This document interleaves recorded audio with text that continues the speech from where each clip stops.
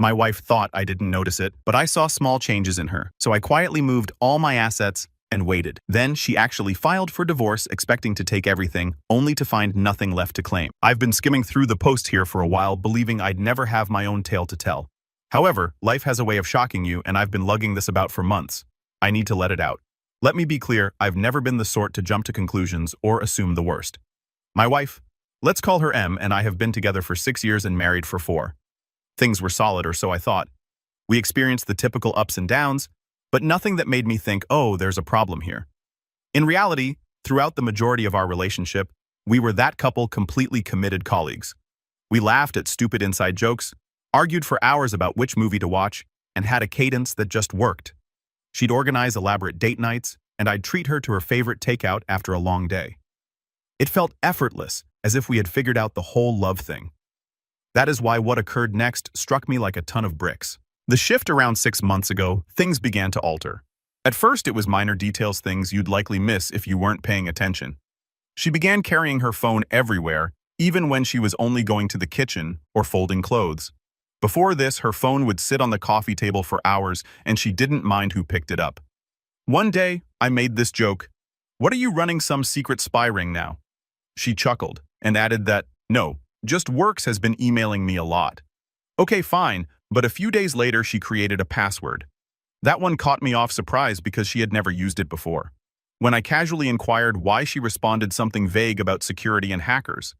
I didn't press it since I didn't want to appear paranoid, but it simply felt off, and it did not end there. She began taking calls outside the room, which she had never done before. It wasn't subtle either. Her phone would ring and she'd say, "Oh, let me just grab this real quick," before disappearing into the bedroom or outside on the porch. If I inquired who it was, she would just say, "Just a friend from work." Then I noticed a new habit of keeping her face down on the table.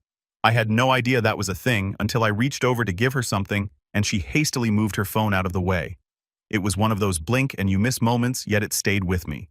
Growing distance, however, it wasn't all about the phone. She started to feel distant. Conversations that used to flow easily now felt like pulling teeth. If I brought up future plans, such as where we should go for our anniversary, or if we should start saving for a new car, she'd simply nod and say, "Yeah, we'll see," before shifting the subject. It all came together for me on a random Wednesday. She informed me that she was seeing a buddy for coffee after work. It didn't sound strange that she does that occasionally. I happened to be running errands in the same area, so I figured why not surprise her, it will be cute. When I arrived, however, she was not with her friend. She stood outside the cafe, walking back and forth with her phone placed against her ear. I remained in my car because something about the way she spoke seemed serious. I didn't intend to eavesdrop, but I overheard phrases like, "It's almost ready and starting fresh soon." My stomach sank.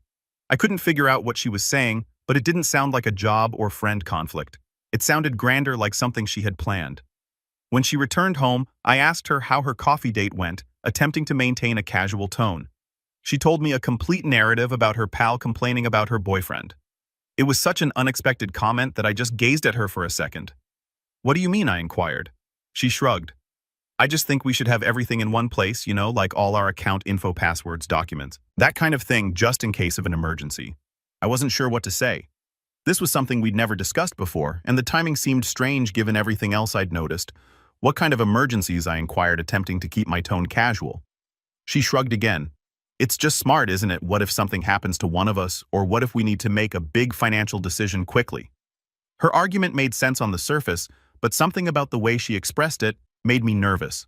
It was too rehearsed and polished, as if she had been waiting for the appropriate time to bring it up. I nodded and murmured something like, "Yeah, I guess that's a good idea." But within me, alarms were ringing. Why are we suddenly concerned about arranging our finances when we've always kept them separate and loose? That night, my mind kept reliving her words, attempting to figure out what it meant. Was this just typical adult behavior, and was I reading too much into it? But then I remembered the phone calls, the talk I overheard in the cafe, and how distant she'd been recently. It all began to mount up, and I did not like the image it was painting. Until then, I had done nothing about it. A few days later, she mentioned it again. We were in the kitchen. I was making a sandwich, and she was looking through her phone. When she remarked, "Have you thought more about organizing the bank stuff? Like, do you know where all the account details are?" I lowered the knife and turned to face her. "Okay, what's going on?" I inquired, attempting to keep my tone light but firm. "You've been bringing up the finances a lot lately. Is there something we need to talk about? She finally looked up from her phone, astonished that I had pressed her on it. No, nothing's wrong, she responded hastily, making me giggle. I just think it's important that's all you know for emergencies. Emergencies like what? She shrugged, her expression unreadable. I don't know, just life stuff. It's not a big deal, I promise. I just think it's something we should get on top of. Her response seemed ambiguous and too vague. I nodded and let it go. But the way she avoided providing a direct answer made me even more suspicious. It didn't seem like a casual suggestion anymore. It felt like she was concealing something, but I had no idea what it was. So the next day, while she was at work, I decided to look into our finances. I opened our joint account online and discovered something unexpected. Over the last month, a few tiny moves had taken place. Nothing large, but small quantities that did not appear to have a clear purpose. They were not designated for bills, groceries, or anything similar. I didn't want to jump to conclusions, but it appeared that she had been withdrawing money from the account for some reason, which I couldn't figure out. I considered addressing her, but something told me to wait. If I was wrong, I'd look ridiculous, and if I was correct, I had to be careful. It was eating at me, so I contacted someone I trusted. An old college friend who also happens to be a lawyer.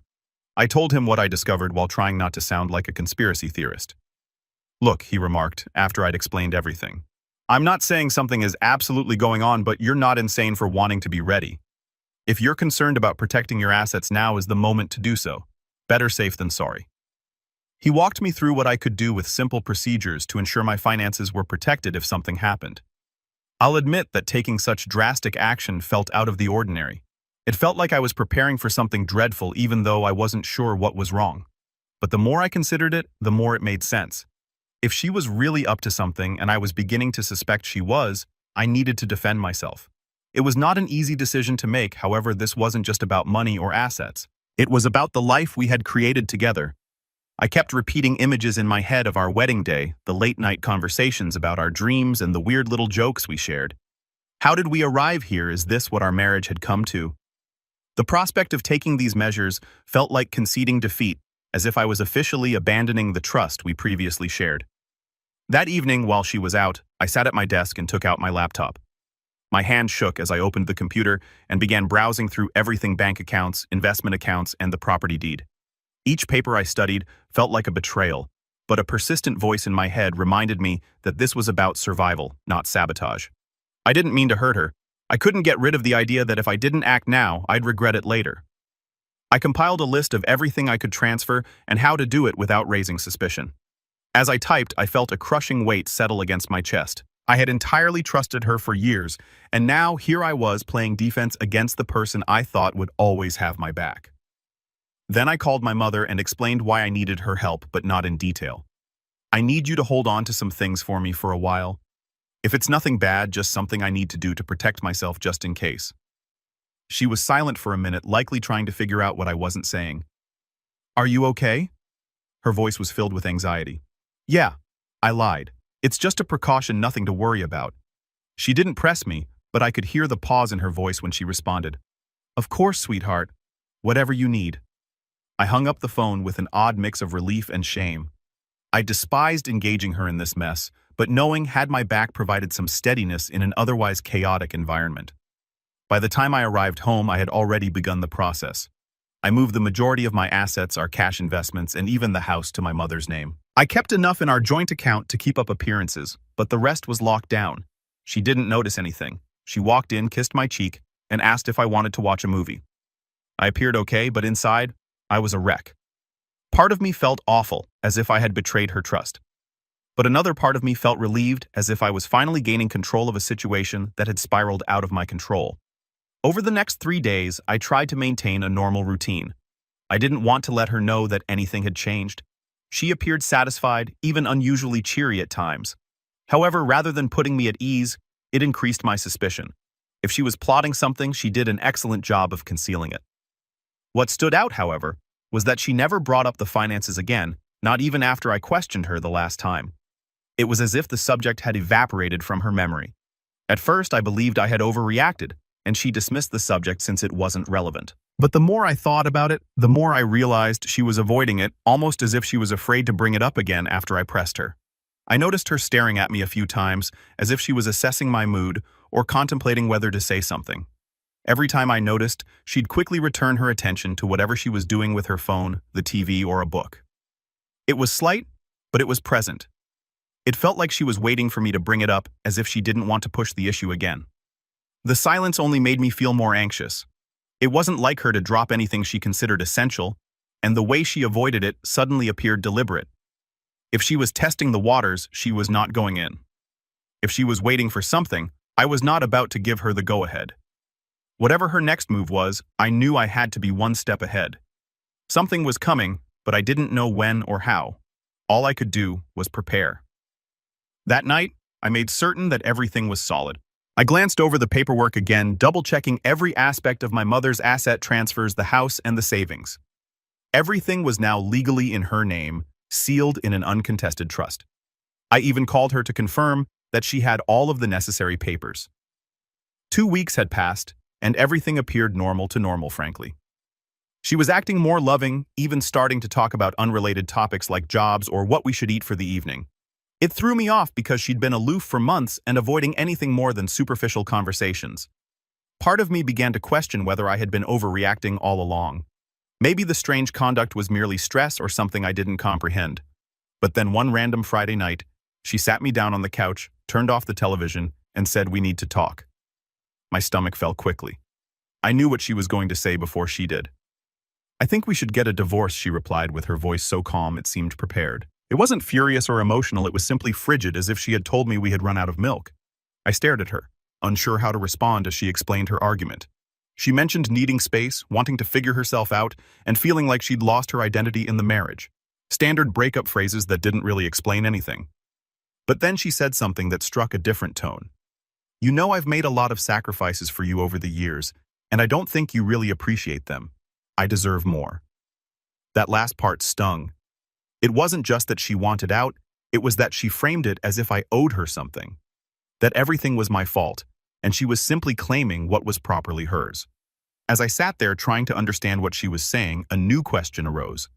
Then she said something that made everything start to make sense.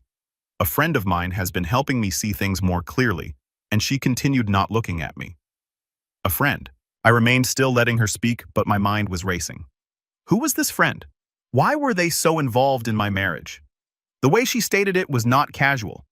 It seemed like someone had been hyping her up, convincing her that leaving me wasn't simply a choice, but a strategy she needed to implement.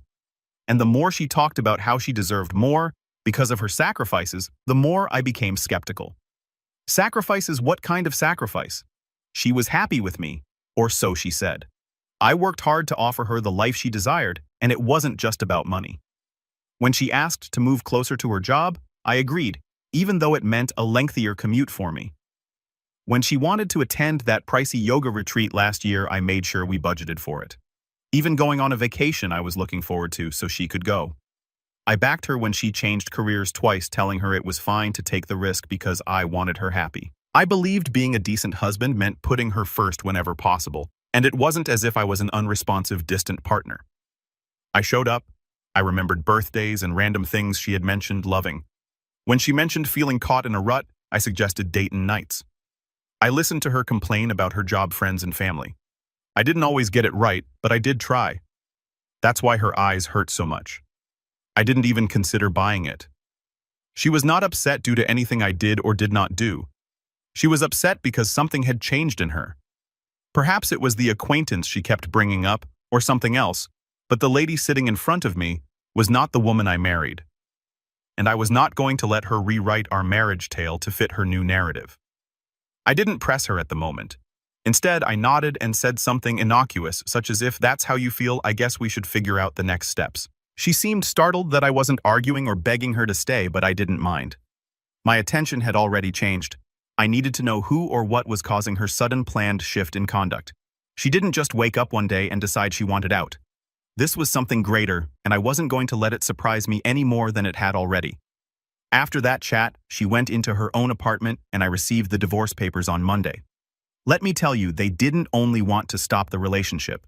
They were planning to take everything. Half the house, my savings, my assets, and the car. She wanted it all, plus some ambiguous spousal support clauses that made little sense given her high salary.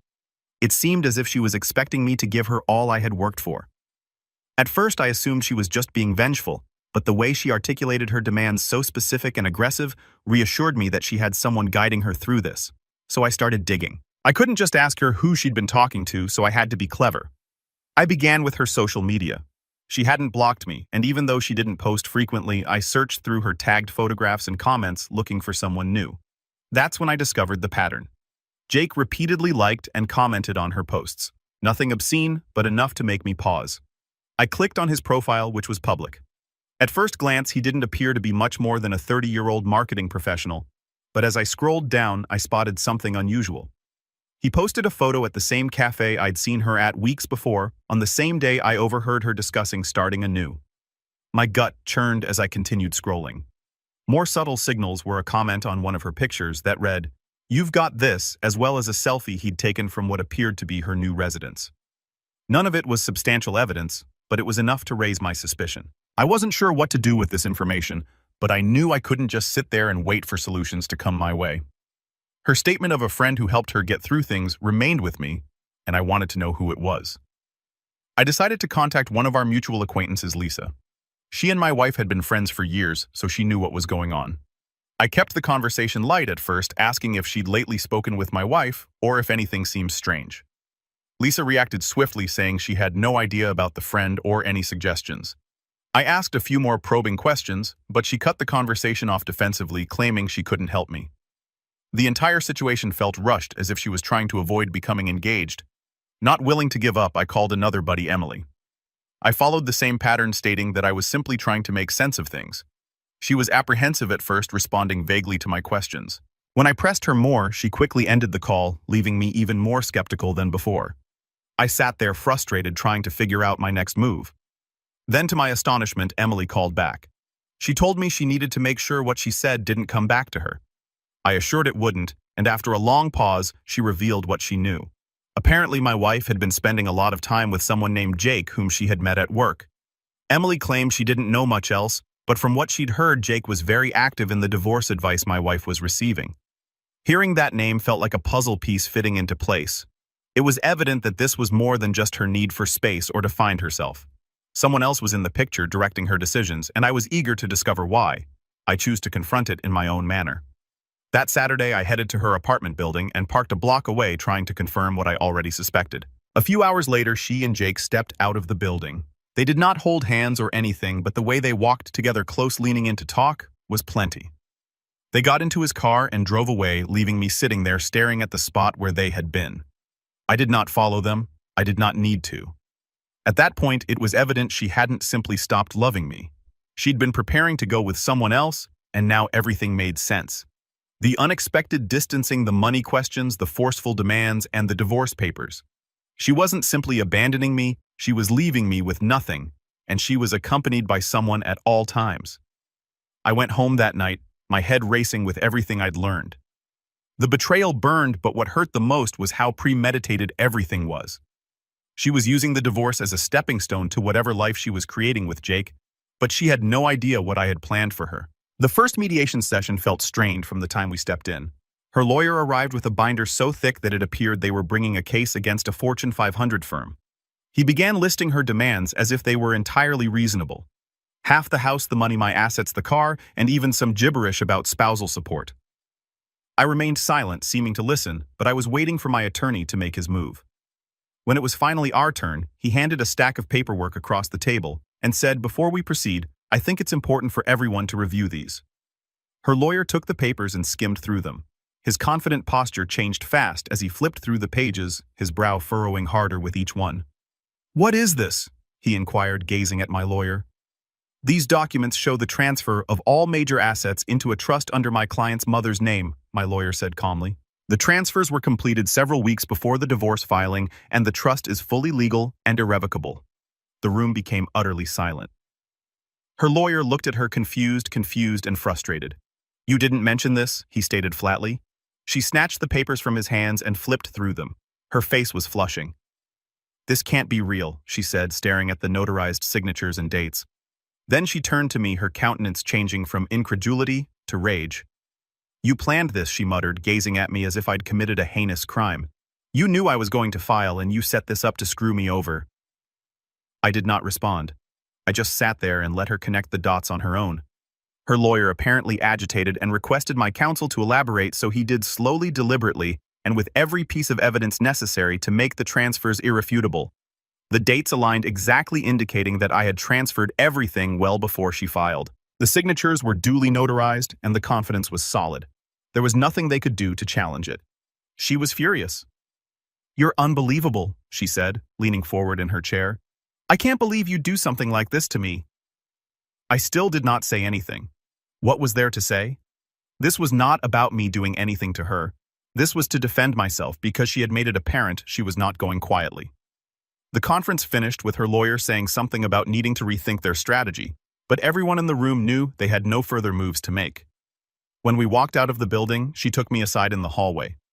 Her expression is a mix of rage and desperation. "This isn't over," she added, her tone low. "You're going to regret this." I just looked at her and said, "I already regret trusting you. That's the only regret I have." Things escalated faster than I had anticipated following the mediation session. She went into complete meltdown mode almost instantly. It began with endless calls. At first, she appeared calm, even remorseful, leaving voicemails that began, "I think we just need to talk, or I know this got messy, but we can fix it." When I did not answer, the tone changed. By the second day, her messages alternated between sobbing and screaming. One voicemail would be her lamenting about making a mistake and not wanting to lose what we had created together. Then she'd launch into a furious rage, accusing me of being stingy and cruel, blaming me for everything that was wrong in her life. I ignored it all. My lawyer told me not to engage, and I honestly did not want to. I was finished playing her games, but she was not. When the calls and texts did not work, she began telling stories. Mutual friends informed me that she had been telling people that the divorce was a hoax and that it was all part of a larger farce, a prank. I mean, who would believe that? The flaws in her story quickly became apparent. Friends began to ask questions like, if it was a prank, why did you file actual legal paperwork, or why hire a lawyer and make such specific demands if it wasn't serious? When others didn't instantly accept the hoax justification, she doubled down. She said it was not a joke, but rather a test of our relationship strength. She began casting herself as the victim, claiming that my reaction had hurt and betrayed her, that had gone too far and broken our marriage's trust. At first, some individuals seemed to believe her stories. I'd get strange emails or comments from acquaintances like, "Wow, I didn't realize things were so rough for her." Even her brother lashed out, saying, "You should have just talked it out instead of being so drastic." It was annoying, but I knew the truth would eventually come out, and it did. Due to a common buddy, let us call him Matt. Matt and I were not particularly close, but we had always been nice. A few weeks after to the mediation, he messaged me unexpectedly, stating he had something I needed to see. When we met, he brought out his phone and showed me a series of text messages between her and Jake. I was confused at first. "How did you even get these?" I inquired, scanning through the messages. Matt revealed that he and Jake shared a mutual buddy who had heard their talks. Apparently, this common acquaintance had grown concerned about the way things were going, especially when Jake began gloating about how he was assisting her in securing her future. It didn't take long for that common buddy to figure out what securing her future really meant, trying to bleed me dry. Feeling awful about remaining silent, the buddy grabbed screenshots of the texts and sent them to Matt, believing he had a better relationship with me and could warn me. "This guy's been playing both sides," Matt replied, shaking his head. "He's been hyping her up to take you for everything while making her believe he'd be there for her afterward." Matt gave me the text and said, "I thought you should know you don't deserve this man." The texts were terrible. She wasn't just ranting to Jake about the divorce. She was actively planning her future steps with him, and he was guiding her through them. A message she left read, "Once the settlement's done, we'll have everything we need. I just need him to agree to the terms." Jake responded, "Don't back down. Make him feel guilty if you have to. He owes you. We'll start fresh once you've got the money." I sat there staring at Matt's phone and trying to understand what I was reading. This was neither a misunderstanding or an emotional response to a failed marriage. This was a cold, deliberate manipulation. I thanked Matt and he left, but my thoughts were racing. Everything made sense now. Her abrupt isolation, her fixation with our finances, and her harsh demands throughout the divorce. It was all part of a plan, one she had been developing with Jake behind the scenes. The text soon circulated among our mutual friends. Matt shared them with a few friends and they quickly spread. Her story suddenly ceased to be credible. People who had previously been indifferent or even supportive of her began to distance themselves, and the change was nearly immediate. People who had previously defended her or remained neutral suddenly recognized her for who she truly was. Even her closest allies started to distance themselves. By the time the divorce was finalized, she had only her personal things. Her lawyer quietly dismissed her complaint after recognizing there was no legal basis to stand on. All of those bold requests had crumbled under the weight of the documents I had produced, and the trust I had established with my mother was unbreakable. Jake seemed to vanish as soon as things began to unravel. I wouldn't be surprised if he used her as much as she did me. From what I could tell, he'd been feeding her fantasies of independence and a new beginning, but the moment it became evident she wasn't going away with anything, he was gone. Without Jake in her corner, her confidence plummeted. The calls and texts continued, but they became increasingly desperate. She was not accusing me anymore. She begged, "Can we just talk, please? I'll do anything to fix this." One voicemail stated a different opinion. "You don't have to forgive me, but can't we just settle this and move on? I'll drop everything if you just talk to me." I did not respond. I could not. It was too late to reverse the harm. Even her family began to drift away. Her brother contacted me at one time, apologizing for some of the things he had said before when he believed her side of the story. "I didn't know what she was doing to you," he said. "I'm sorry I ever took her word for it. As for me, I received the house, my savings, and something I hadn't experienced in a long time: peace of mind. My mother, as usual, was my rock. She arrived with buckets of paint and a list of suggestions to help me reclaim the area as mine. Now life feels like it's mine again. No more second-guessing every small interaction. No longer feeling betrayed, just peace. She is a chapter from my history that I no longer read, and the remainder of the story is entirely up to me to write."